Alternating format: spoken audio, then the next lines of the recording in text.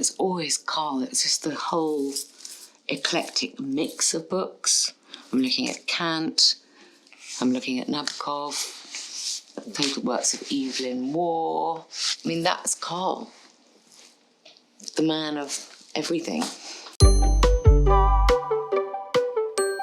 Hello, Vogue. My name's Amanda Harlick. I'm one of Karl's dearest friends, and I'm here today to take you on a very, very special tour of his house outside Paris.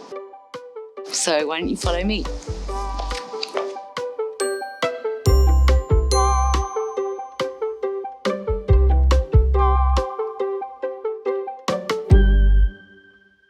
Here we are in the entrance hall of Karl's house.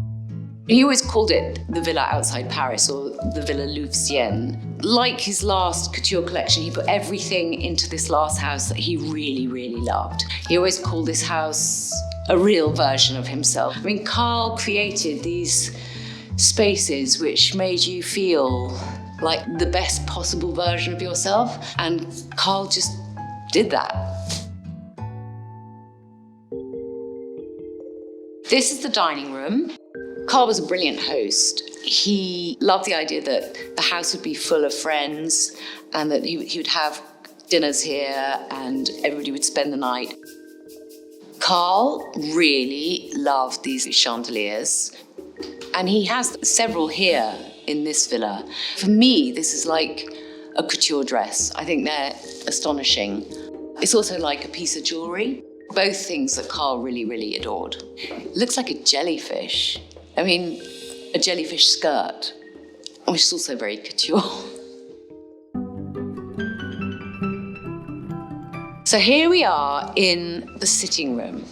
Karl was about as varied as his houses, his worlds, his interiors, his very eclectic likes and dislikes. So you've got the intellectual side and the television. Karl loved to watch the news, so when we had dinner, the news was on all the time. It was literally there for 3 hours, and we would have the same strap lines going underneath the breaking news. But he also liked to watch Dancing with the Stars, because being a champion ballroom dancer in his youth, he also really, really loved silent movies. So you have Dr. Mabuse, or you have the Cabinet of Dr. Caligari, all of which is very much in this house. And something else I'd like to show you is this wonderful Bruno Paul furniture, which Karl was obsessed by.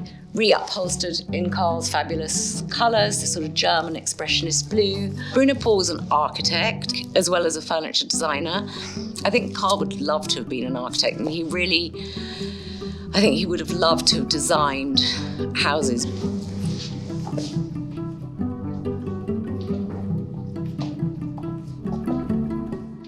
And here we are in the music room, or should I say the Suémar room, because Karl adored their furniture and all their designs. We have the Suémar piano. He always used to tell a story that he wanted to play the piano, but his mother said he had such ugly hands that he wasn't going to be allowed, and also the idea of him practicing would drive her insane. I mean, she was a very brilliant violinist, and a child, I think, possibly playing the wrong notes or something would be intolerable. It's quite bad. Karl loved the shape of pianos, and even though he really wanted to play them, he loved listening to piano music. I think he really wanted the music room to be a place where there could be concerts. I've just remembered, Steinway asked him to redesign the Steinway Grand, which he did. It was this extraordinary black and lacquer red and was used for photographs. And then after about a year, it was sort of used as a bar where people would put their drinks down. And I said to Karl, was he going to give it to a conservatoire, for example? He didn't say anything. The piano disappeared. And then one fine Easter morning, his two lovely furniture removers turned up at my house, and there was the grand piano, which is the most wonderful, wonderful present I could ever receive. Beautiful, beautiful, beautiful, beautiful, inspiring, incredible, Life is so dull otherwise. And now I want to take you to a very, very special room.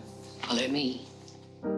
This is, I think, Karl's recreation of his childhood room.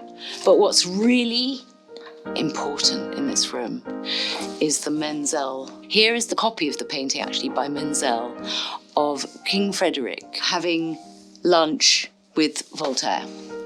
And this really set Karl on his journey towards recreating an 18th century intellectual, extraordinary way of life. I mean, if anybody had a Versailles complex, it was Karl. And it's interesting that he kept this painting, which he saw as a 10-year-old, I think, and wanted for Christmas. He was so furious that his parents couldn't get it, that I think they went back into Hamburg to buy it on Christmas Eve or something.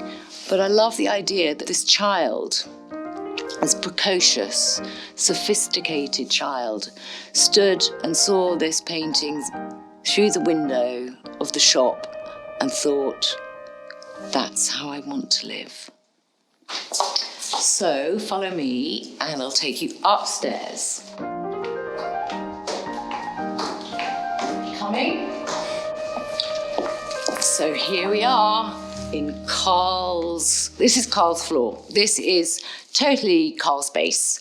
Everybody knows Karl loved books. He was a bookaholic, a bibliophile, a paper freak, an ink vampire. He had book fiends finding books for him all over the world, and everything about books, including their contents, Karl adored. He lived in this paper world, and he surrounded himself, yes, with these installations of books. But he knew where every single book was, even though it looked like total chaos. It's like a gift that he could see the abstract X-ray of things, almost like the essence of things. Just as his homes were flawlessly decorated, he himself was flawless. I mean, God knows how long it took him to get dressed, which might account for him being a bit late sometimes.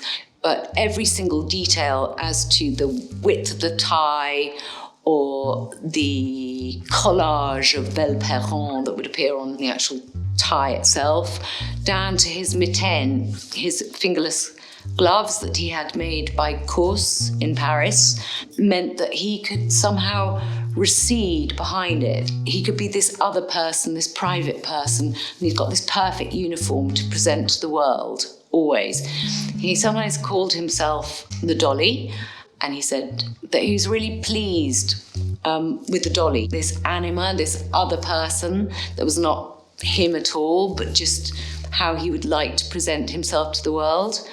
Because as he was reproduced, or the Dolly was reproduced in teddy bears, you have a Stife teddy bear, a Ken doll, or these Tokidokis, actually it looked very like him.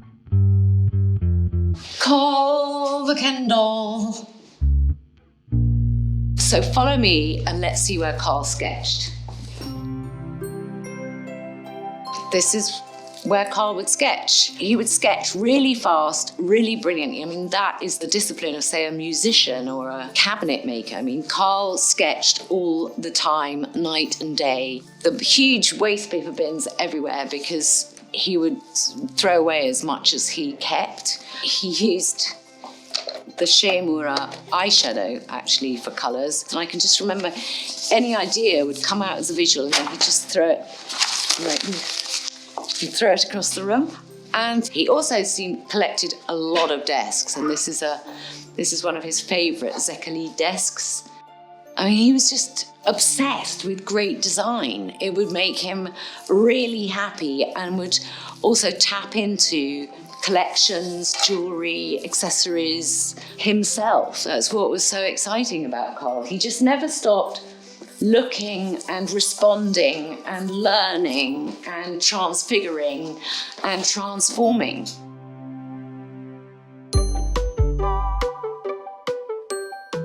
So thank you, Vogue, for being with us on this very special visit to Karl's house outside Paris. And I know Karl is very amused by my complete lack of historical knowledge. And if Karl was here today, he'd be so happy to see everybody, and he'd be wanting everybody to be enjoying the house just as he always hoped he would do.